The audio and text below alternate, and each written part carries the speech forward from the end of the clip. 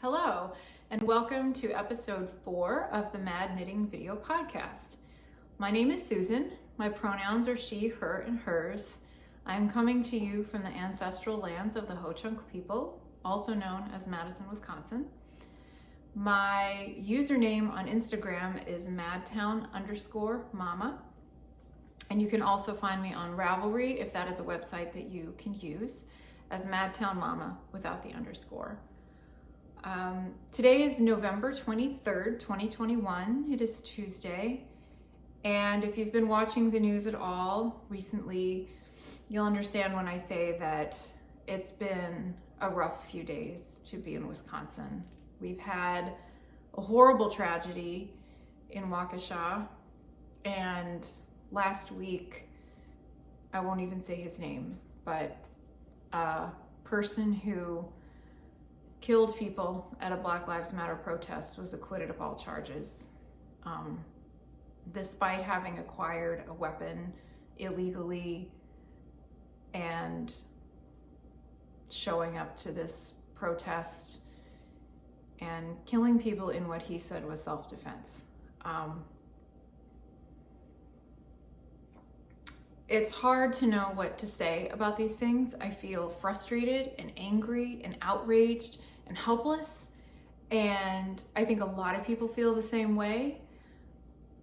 But it doesn't make me feel any better to go on and rant and rave.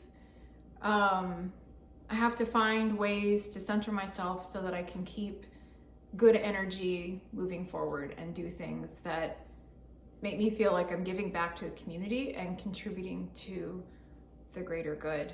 So I feel like that's not a super coherent thing to say right now, but I'm not sure what else to say about it. But the reason I'm even talking about it now at all is because these things right now hit very close to home, and I believe that the personal is political, so I don't turn away from these things. I think if we just deny them, we just cause ourselves more harm because we're not acknowledging the ways in which we need to engage in society and help push for the change that we really need. So that's what I have to say about that. Okay. Moving on from that, I do have some things to share. Not as much as I hoped. I have this one finished object that I've been wanting to show you for a while, but it's a test knit for a pattern that's not out, so I can't show you yet. I have this other big project I thought might be done, but it's not. But that's okay, because I have some other things in progress. I have some holiday knitting plans to show you, and I do have just a little bit of reading to talk about. So it'll be a good episode, I think. I thought I would just mention quick what I'm wearing. This is a thrifted sweater. It's not interesting, but this is called the Toboggan Noggin. It is just a stockinette tube with some eyelets at the top and a braided cord that goes through it. I should take it off and show you. I think it's a free pattern. I can't remember who wrote it, but I'll make sure it's linked in the description box. I mean, you don't even do ribbing or anything because you can see that the edges sort of fold over because it's stockinette. And then, like I said, there's these holes, so hopefully you can see that there's this cord through. And the whole idea with this thing is that if you want, you can pull the cord and wear it as a hat. So it's a very versatile piece of winter gear. If you can't decide if your head's cold or if your neck is cold, or if you like it to be either way, it's a very handy knitted item. I made this using Mountain Colors yarn. I can't remember the name of the yarn or the colorway or anything because I got it years ago, but it's wool and it's from Montana, and it's lovely. It just feels really nice. So this has been keeping my neck warm all day because it's pretty chilly today. And I love the deep red color, so that's what I'm wearing right now. Okay, I have one finished object to show you, and it's not even quite finished. And I haven't even shown this on the podcast yet, but I made this. It is a shawl by Mayu KP. She is, I think, a Finnish designer, as in from Finland. And I'm such a bad podcaster. I totally blanked on the name of the pattern, but I think maybe I have it in this bag because I have more to say. Oh yeah, I do. I have it. It's called the Summa Stripes shawl. So you can see here, the designer is Mayu KP, like I said. It uses sport or DK weight yarn. It calls for 2 skeins, but I definitely didn't use the entire skein. You can see it's kind of narrow and it's a little longer than my wingspan, but it's not a huge amount of yarn, and it knit up pretty quickly. I think I got it done from start to finish in about 2 weeks. And the reason it's not totally finished is that I haven't woven in the ends yet. I just pulled it off the drying rack from blocking now. This is a gift for my sister-in-law. She wears a lot of blues, so I think she'll like this. And I used Utopia yarn, which is local to Wisconsin, based out of Iroquois. I have this dark color is Ridge Sport, and I lost the label, so I don't remember the color, which is unfortunate. And this other, I don't know how well you can see because the light is kind of coming through, but you can see that it's sort of a shifting color. So it didn't stay all one. It's called Helix, and it's also by Utopia. And what they do is they take 2 plies of yarn in different slow changing colors. They're not all changing the same, and then they ply those together. See this really cool effect, sort of variegated, sort of long-term color changes. It's a lot similar, I think, to Spin Cycle, which I've never tried, but everybody seems to rave about Spin Cycle yarn, and I think this is maybe not as pricey. But I picked up the yarn for this 2 years ago at the Wisconsin Sheep and Wool Festival, intending to make something for my sister-in-law. I forget what I even had in mind at the time, but I happened to have this pattern on hand and it seemed like a good match. So that's what I made. So that's her Christmas present. That's it for finished objects. But I'm gonna move right into works in progress because I'm gonna start with the big one that I've been showing you all this whole time. You all remember the Unbearable Hoodie? This is for my brother, who is a very, very tall person. I did get to the bottom of the body since last time. I finished the sleeves. I hope they're the right length. And I started on the hood. So that is where I'm at. I am so excited about this sweater. I keep stopping to look at the bears and the flowers because they're so cute. Last time I talked about how I was just absolutely positive that I was gonna run out of yarn, that I was not gonna have enough, and that I ordered some more. Sure enough, the yarn came, and sure enough, I finished all the knitting with the charcoal using what I had started with, and I have this much left over. So I didn't even need to get more. I'm kind of kicking myself. I went ahead and ordered it at the time because I thought I don't want to run out and then have some kind of shipping delay, because we all know that stuff is taking forever to arrive places, and I just wanted to be prepared. So of course, that's why I didn't run out. Yeah, so that's where I am with that. What do I say about this? I think I would have been done with the hood by today, except that I noticed that my road gauge was a lot different than what the pattern called for. So it was ending up too tall. So I had to rip it out and reconfigure there's some increases along the back. So I redid that, and it'll be done soon. I'm sure I'll be able to show this to you next time. But yeah, it's so close to being done.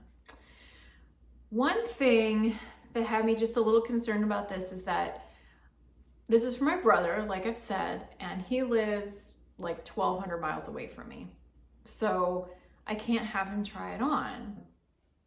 Before I send this off, I will, I'll block it, get it all finished, and I will weave in all of the ends except the ones at the bottom of the sleeves and the ones at the bottom of the body of the sweater. Since it's a top-down sweater, if there's any adjusting to do to the length, it should be pretty easy to do. Like if it's too long or a little too short, they can always send it back, and without the ends woven in, it'll be a lot easier for me to adjust. And if it does fit, it turns out that my sister-in-law is a knitter. I don't know how much time she has since they have little kids, but she is perfectly capable of weaving in 3 sets of ends at the bottom of the sweater and the sleeves, and then he can wear it. So fingers crossed it fits, but if not, I don't think it'll be too hard to adjust. It'll just have to go back and forth in the mail again. Maybe I'll try it on for you now. Okay, hang on a second.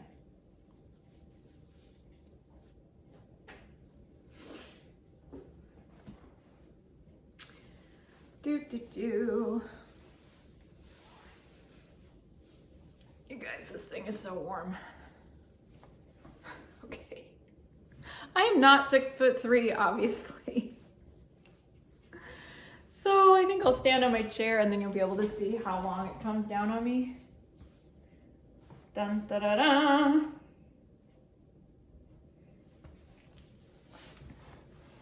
I will say it's warm. No doubt about that. Yeah, it's really fun. It's a really fun sweater. So hopefully it'll be done very soon because I have more things to make. I've also been plugging away at these socks for my daughter.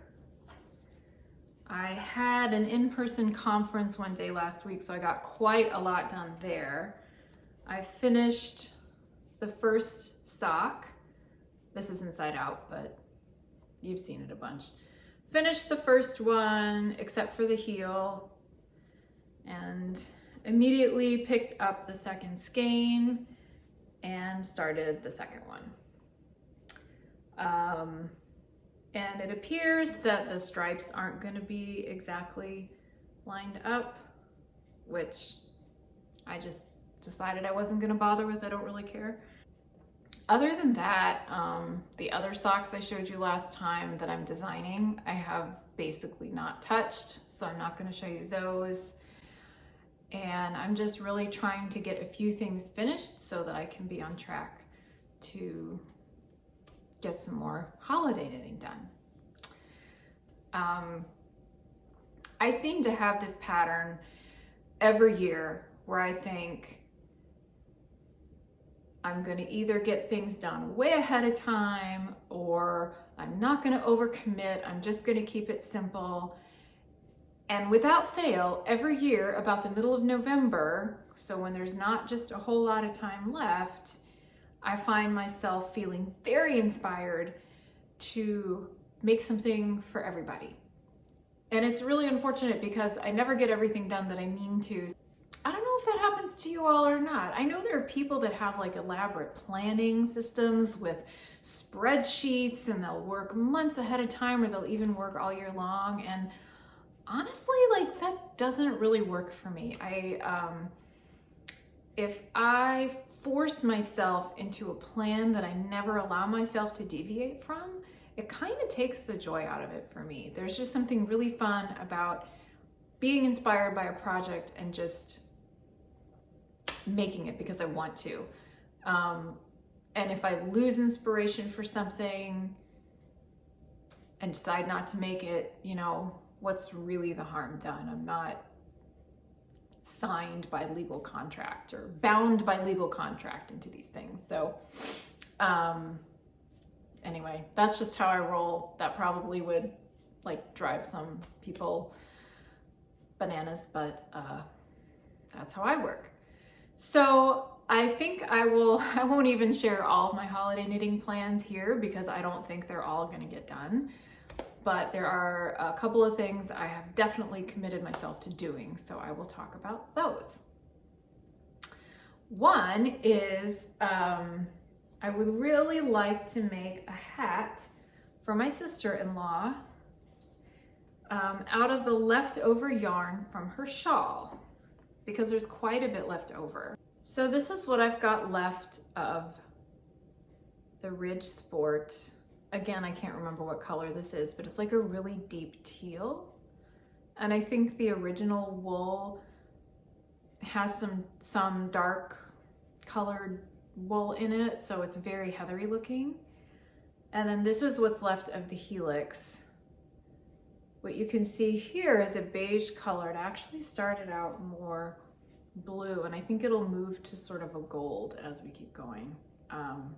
But they look really, really nice together. So my plan is to make, this is a black and white photo, the Slalom ski hat. This was published by Swan's Island, several years ago. It's a free pattern, so I'll put the link in the description box below. I actually made this same pattern for a friend of mine a couple of years ago, so I'll insert a picture of that so you can see what it looks like knitted up. It's a really fun color work pattern. It's a hat, so it goes lickety split. I don't even know if I'll check gauge. I'm usually really bad about that, but I have 40 grams left of each of these, so I think that should be plenty to make the hat. And it'll go with the shawl. Whether she wears them together or not is up to her. But I just think that'll be a nice set of things to send for her Christmas gift. There are other people in my family that I knit for. I only knit stuff that people actually like and wear. So when it comes to the men in my house, which would be my husband and my son, who's not a full-grown man, but he's a teenager, so he has man-sized opinions. They don't really like sweaters. My husband doesn't even like hand-knit socks. Let's just start with him. So I made him 2 sweaters that he never wore. I didn't learn the first time. I finally learned after the second time. I made him hand-knit socks that he never wore. How can you not like hand-knit socks? I don't know, but I kind of figured, well, more for me. So I decided that I will make a hat for my husband.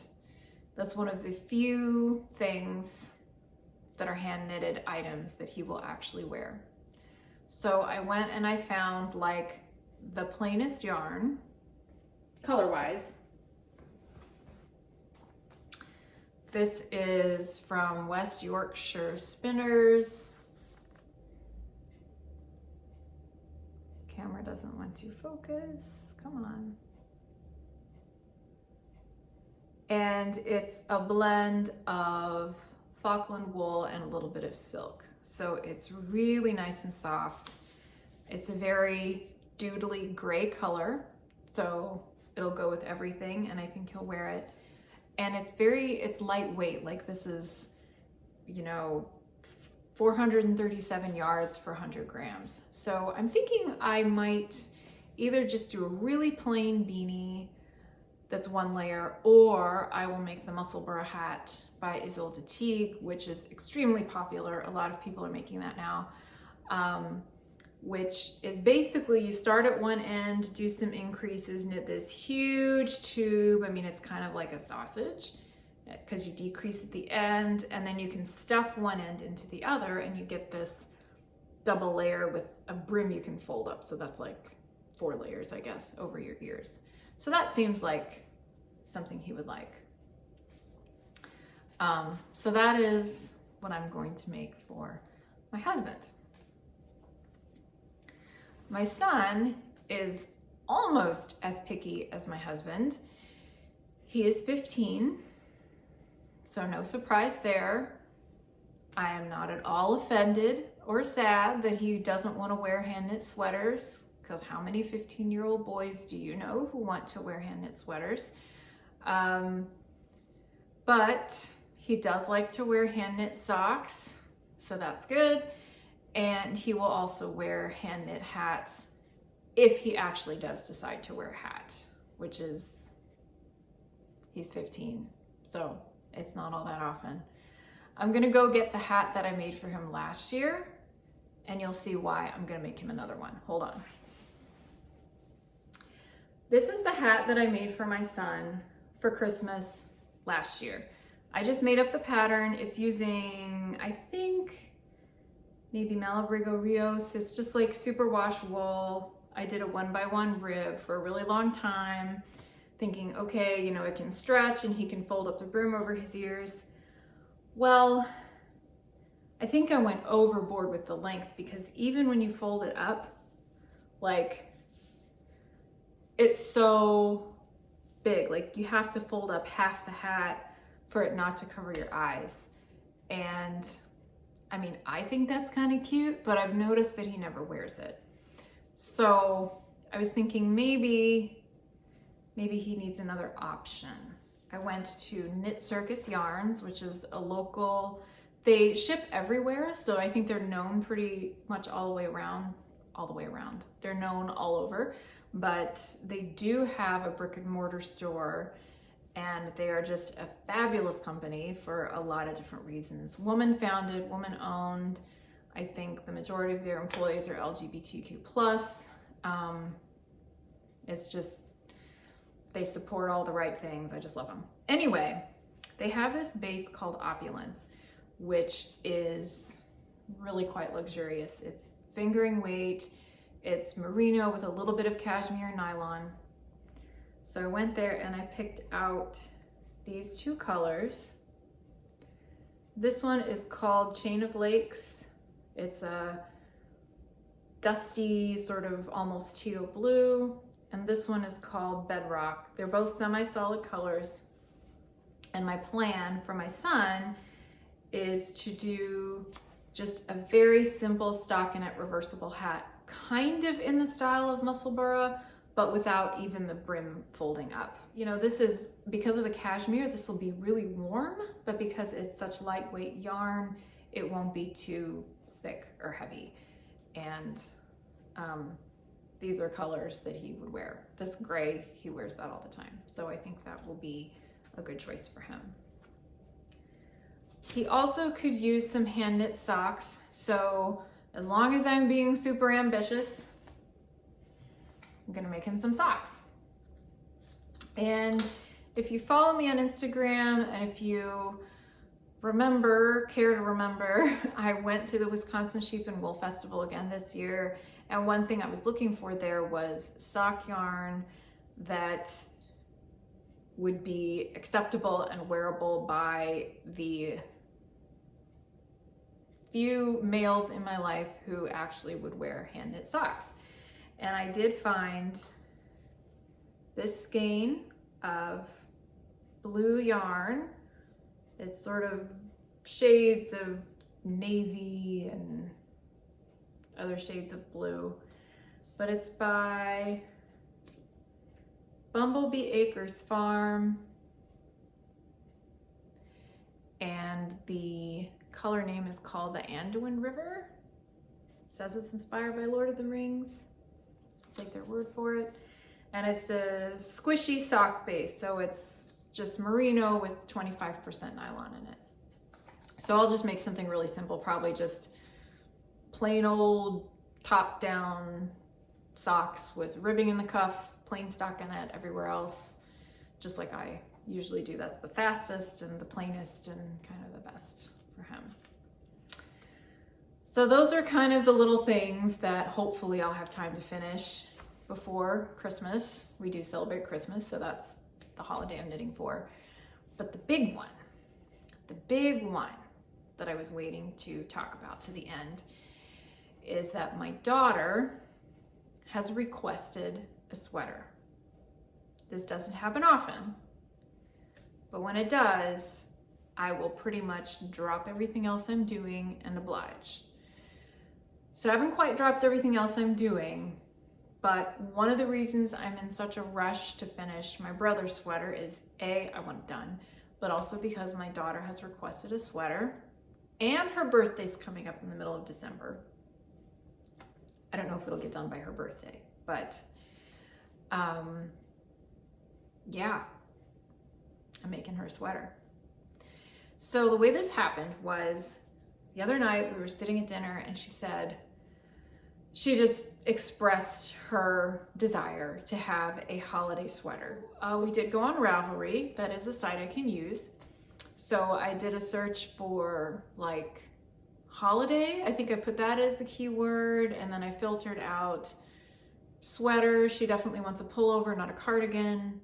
She finally settled on the pattern Winterzoll by Jennifer Steingass, also known as Knit Love Wool on Instagram and I think Ravelry.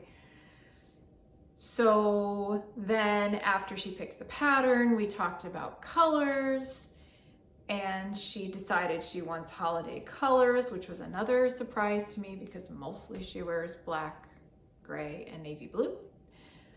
And got that all figured out.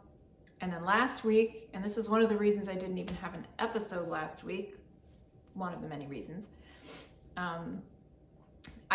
there was this really nice afternoon and I decided that I just desperately needed to get out of the house and I needed some fresh air. So I decided to take a bike ride to one of my favorite local yarn shops, which is the Sauzier. It's in Verona, Wisconsin. And it's about a 10-mile bike ride for me. So I hopped on, I went down there, I knew exactly what I wanted, and I got the yarn and I biked home, and it was just a fantastic afternoon. So what I came home with was Barocco Lannis, which is 100% wool. It is not superwash. I definitely did not want superwash. And this pattern, which I'll put a screenshot here so you can see basically what it looks like.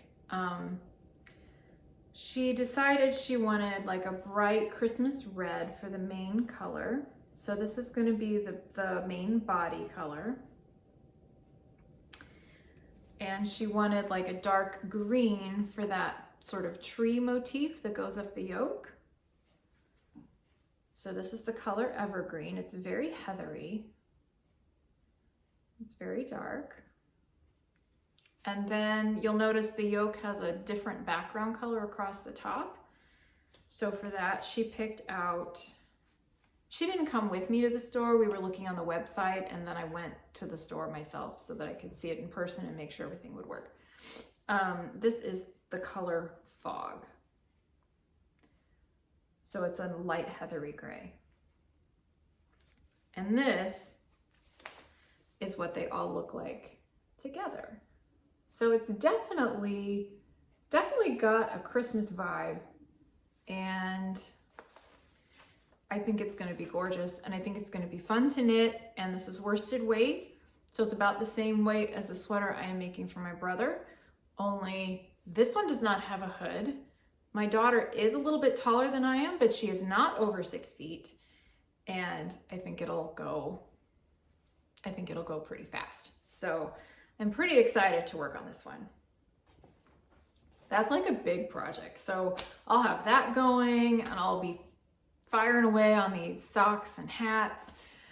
I keep thinking maybe I should try and knit something for my parents. Maybe, I don't know, I haven't decided, and we'll see what I actually have time for. So I think I just won't commit to that yet.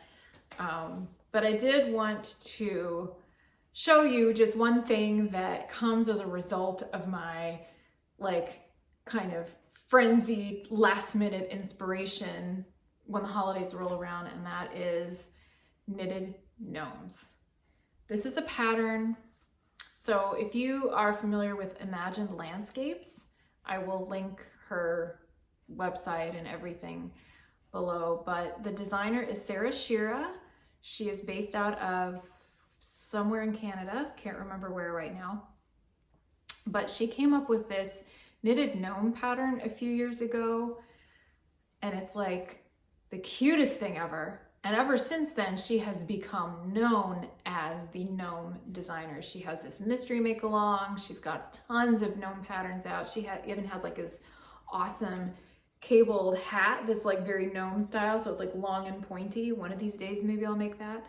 The only pattern I've bought from her is this first basic one, but I think I've made it at least 24 times. I have made ornaments, given them to all my family members. I made gnomes and put little lavender sachets in them for my coworkers last year. I just like, every year I get bitten by the gnome bug and I make a bunch more.